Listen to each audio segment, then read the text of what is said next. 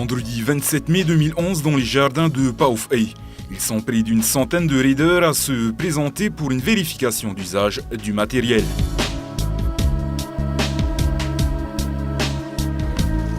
Vous n'hésitez pas à vous mettre à l'abri. Olivier, qu'est-ce qui se passe là? En fait, là, on fait la vérif avant la course du matériel obligatoire pour le raid.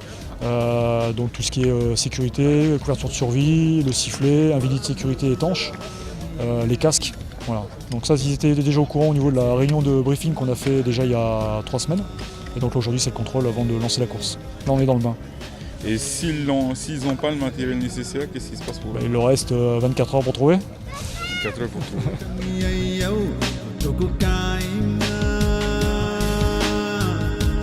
Vérification faite, on se prépare pour la pasta party, mais surtout pour la première étape du raid des uniformes, édition 2011 qui débute samedi 28 mai, quai de Veiari, à Morea.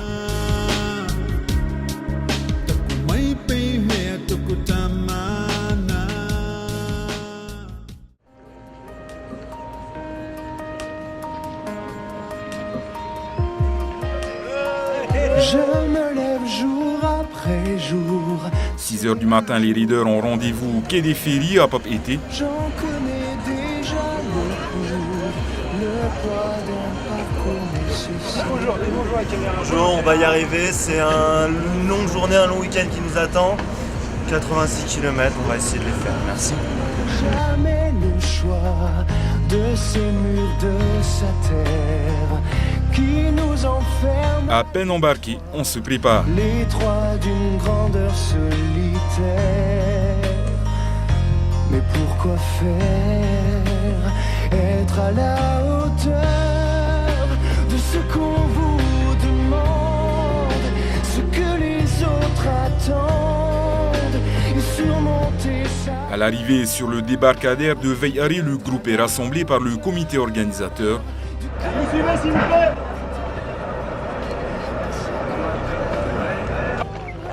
Le départ est imminent.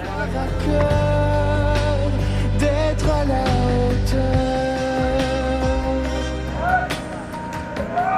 8 heures tapantes, la meute est lâchée, c'est parti pour 40 km d'efforts intenses. Une première étape qui débute par un trail de 4 km entre Veiari et Paupau.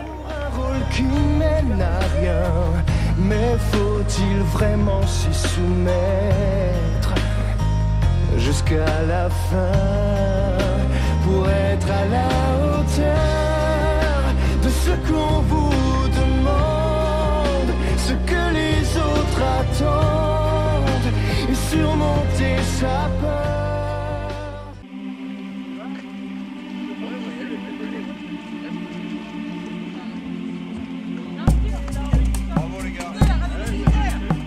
À peine 1 heure après le départ, les athlètes chevauchent leur VTT pour 13 km à travers les champs d'ananas.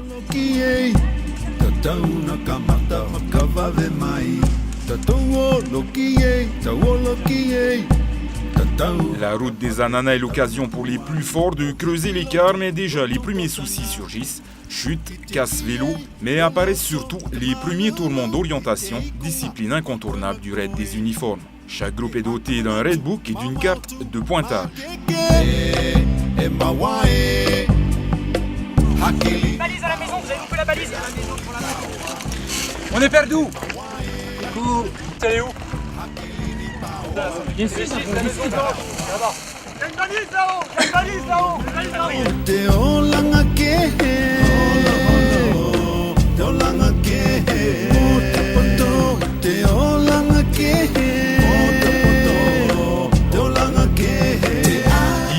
La course bat son plein, les premières équipes commencent à se diriger vers la deuxième zone de transfert située à Opungu. C'est le passage du VTT au canoë-kayak, une épreuve qui se joue toujours à 4, un relais qui démarre sur un ruisseau.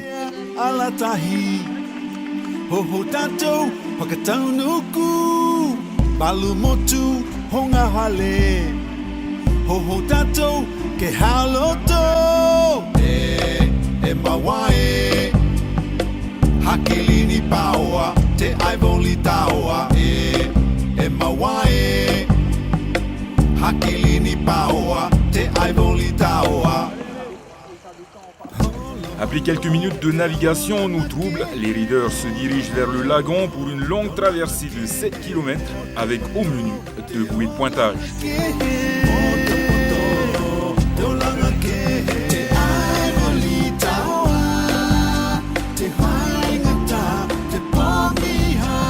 Je suis grand spécialiste du kayak, ça fait des années que je m'entraîne, donc je les ai un peu traînés pendant 6 km. Mais à part ça, je me suis quillé 2-3 fois sur les patates, Loïc aussi. C'était interminable après. En fait, c'était interminable, c'est le truc en plein cagnard comme ça.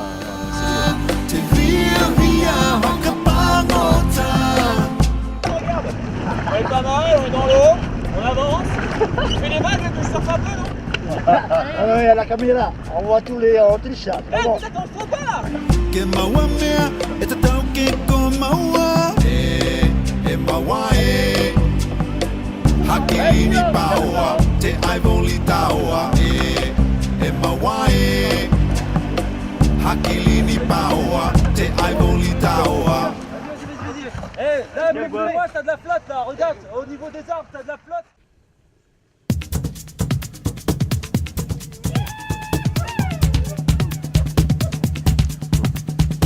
Arrivé baie de Popo, le soleil est au zénith. Les premières équipes s'attellent à franchir le piton rocheux en contrebas du mont Rotui, ce qui n'est pas une mince affaire. Les premières faiblesses se font ressentir. Les athlètes se retrouvent là à mi-parcours.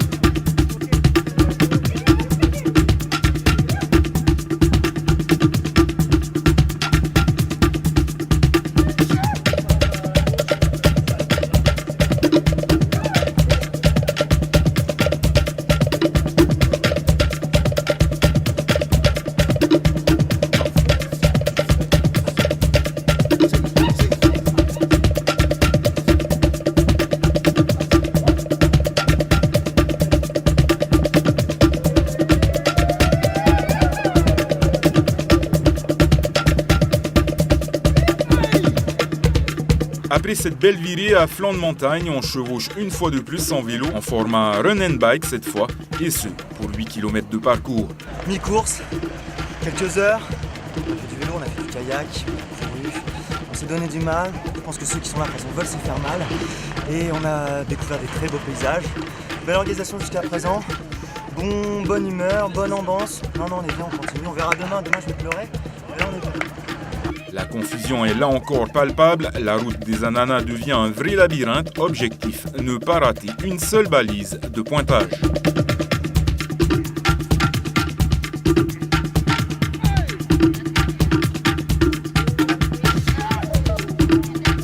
La première équipe à franchir la ligne d'arrivée est l'équipe 1 du RIMAP. Ils mettent un peu plus de 5 heures à venir à bout de cette première étape. Ils sont suivis de l'équipe du vice-rectorat de Polynésie française et de l'équipe des retardataires de la Fédération tahitienne de triathlon, qui est par la même occasion la première équipe mixte. C'était facile? Pas facile, mais très Si, un peu quand joli, même. varié, rien à dire. Bon. Et Jeannot, t'as fini tranquille? Oui, j'ai fini tranquille, mais par contre, pendant les 4 premières heures, c'était vraiment très dur. On est super contents, hein. On finit très fatigué comme tous les concurrents, mais heureux. prêt à repartir, pas tout de suite, mais demain, après on va dormir quand même. Hein, un peu. Et un bon massage pour moi. Je pense que ça sera mieux. Il m'offre le massage. Voilà. Ah, c'est ça les gars? Eh bien, voilà, première journée. On est à peu près dans nos objectifs. On voulait tenir les équipes militaires sur leur terrain. En sachant qu'évidemment on n'avait pas tous les éléments pour bien les concurrencer, notamment la topographie. On a fait des grosses erreurs de topo, c'est pour moi d'ailleurs. Et donc on a eu beaucoup de mal à associer la vélocité en fait et l'orientation. Plus dur que l'année dernière, plus difficile, plus long, plus technique, encore moins de route, on a eu que le début finalement. Travail topo, par contre c'était bon, c'était vraiment pas mal. On s'est mieux débrouillé que l'année dernière là-dessus et c'est ce qui fait qu'on arrive à être un petit peu devant, quoi. La journée s'achève pour les raiders par un bon massage et un repos bien mérité avant d'attaquer la deuxième étape longue de 46 km prévue le lendemain.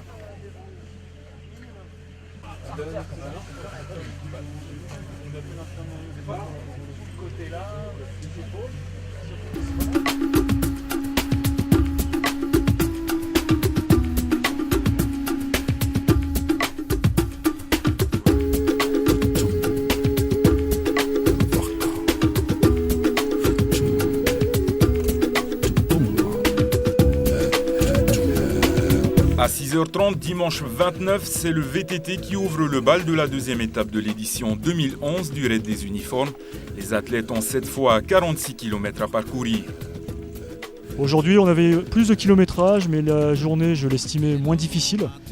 Ils partaient d'abord par un trail d'un VTT de 5 km. Ils enchaînaient ensuite sur un trail de 13 km, où là, on a mis nos zones de franchissement, franchissement vertical, horizontal et le filet d'abordage.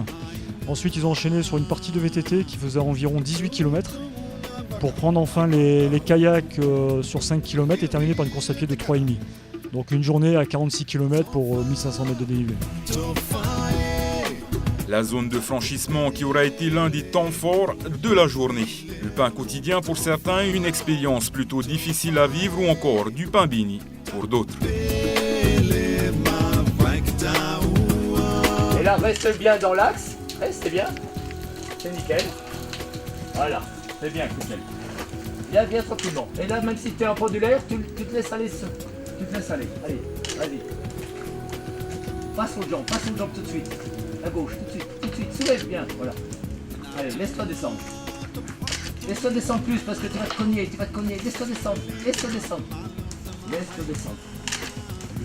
Bravo, Christelle. Super. Allez, viens,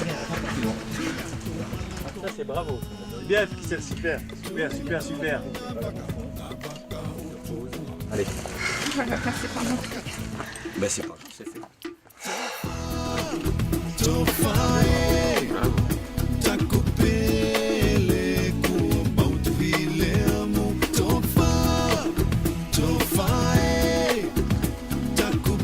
Non, la tactique c'était passer au rappel avant eux. Donc il fallait pas qu'ils nous reprennent.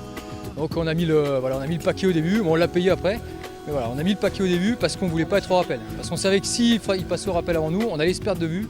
Et là, pour la montre, c'était perdu, quoi. On n'a plus de repères, donc c'était bon. Voilà. Donc la tactique c'était ça, et après, il fallait tenir jusqu'au bout. Non, c'est super, ils avaient mis les moyens là pour que ça soit un peu plus ludique. Bon, le reste, on s'amuse, on est quand même volontaire pour venir faire ce genre d'épreuve.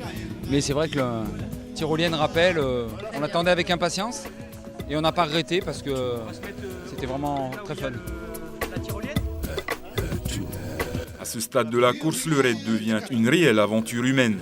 Le but du jeu de ce genre d'épreuve, même si c'est une difficulté pour l'organisation parce qu'il faut rechercher des parcours, des nouveaux tracés, je veux que ça soit différent chaque année. Alors je ne dis pas qu'on ne va pas passer des endroits qui vont se ressembler, parce que l'île est quand même relativement petite quand même, mais il y a moyen de faire encore différent pour les prochaines et j'ai déjà 2-3 idées, notamment aquatiques. Déjà je fais ici tous les raiders, parce que je l'avais dit dès le départ, c'était une épreuve sportive, rappelle-toi, j'avais dit que c'était quelque chose où il fallait s'engager, qu'il allait mettre en avant des rapports humains dans la difficulté, chose que je pense qu'on a réalisé cette année. Je vais les féliciter de terminer tout simplement, parce que grâce à eux, le raid peut exister. J'espère qu'ils m'en vendront pas trop et que l'année prochaine, ils répondent tous présents pour une deuxième édition.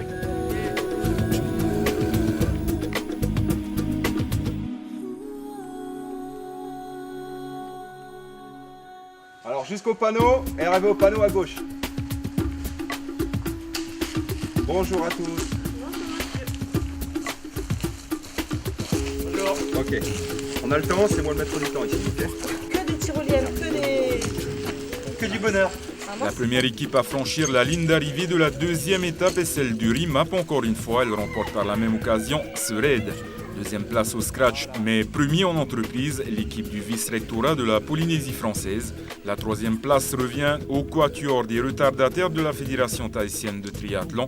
Il se place par la même occasion sur la plus haute marche du podium chez les équipes mixtes. On avait l'ascendant psychologique. Après, on a été très fort la première partie. On a creusé un écart. Après, bon, j'ai fait une erreur d'orientation. Voilà, donc ça nous a coûté un bon quart d'heure. Et heureusement, on a un peu de veine puisque l'équipe adverse, elle aussi, fait une erreur. Donc on arrive à se rejoindre.